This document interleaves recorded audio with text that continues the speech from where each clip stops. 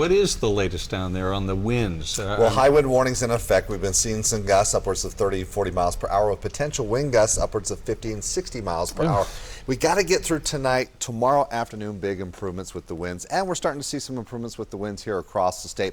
View right now in St. George, where we've got winds at 28 miles per hour. You can kind of see those clouds coming off Pine Valley Mountains. It kind of hugs the mountains as that wind peaks over, as we're going to be looking at clear skies pretty much statewide, where right now, beautiful sunset here across the Salt Lake Valley. Air quality has been good for most counties, though. Davis, Utah County moving into that moderate concern level. 36 right now, winds 15 miles per hour. You see your wind chill at 27 degrees. Yeah, it's going to be a chilly night for sure, with overnight temperatures getting down into the teens and 20s. Now, air quality, as I said, moving into that yellow moderate concern, but we've got a weekend storm that will mix out the air, will be good through Monday. But once we get past the storm for the weekend, we've got an extended break where we're going to see decreasing air quality quite rapidly, where hopefully we don't get into the unhealthy, that orange focus there, but that is a possibility with more haze in the forecast come next week. Now, those winds across southern Utah, southeastern, south central, southwestern Utah still sustained anywhere between 20 to 30 miles per hour. So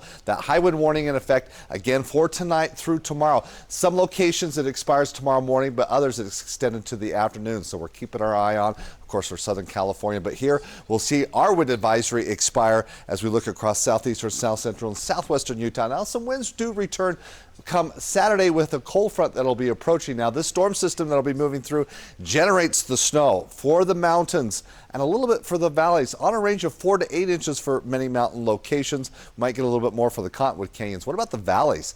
Some spots potentially upwards of an inch or a little bit more. Definitely looking at some of the Wasatch back generating some snow accumulations of 3 to 6 inches. So that means as we're looking to do any shoveling here for the weekend, question mark, kind of like last week's storm. Some areas, yes, you had to do that, especially as we went north of the Salt Lake Valley and again closer towards the benches. You go up in that elevation, you'll probably have to do some shoveling, where that'll be the case for the benches, where we're expecting to see potentially upwards of 2 to 4 inches, and definitely the Wasatch back. But it's clear right now and staying clear for tomorrow. Still that cold northerly flow going, and then we look upstream for the arrival of our next storm system. It gets here early Saturday morning. It's actually overnight Friday to Saturday morning. We start to generate some snow here across northern through central Utah. Clear skies tonight, cold, overnight lows getting down into the low 20s.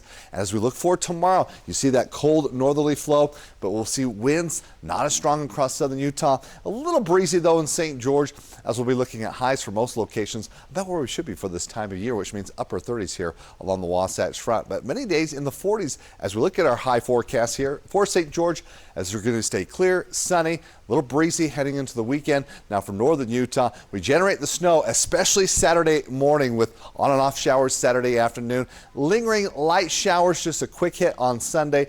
Then we're clearing out, but staying cold. Most days in the 30s. Look at Monday and Tuesday with overnight lows in the teens. So very chilly as we look at the forecast, but long range looks like it'll be cold and dry next week. So we need the snow. At least we get it this weekend.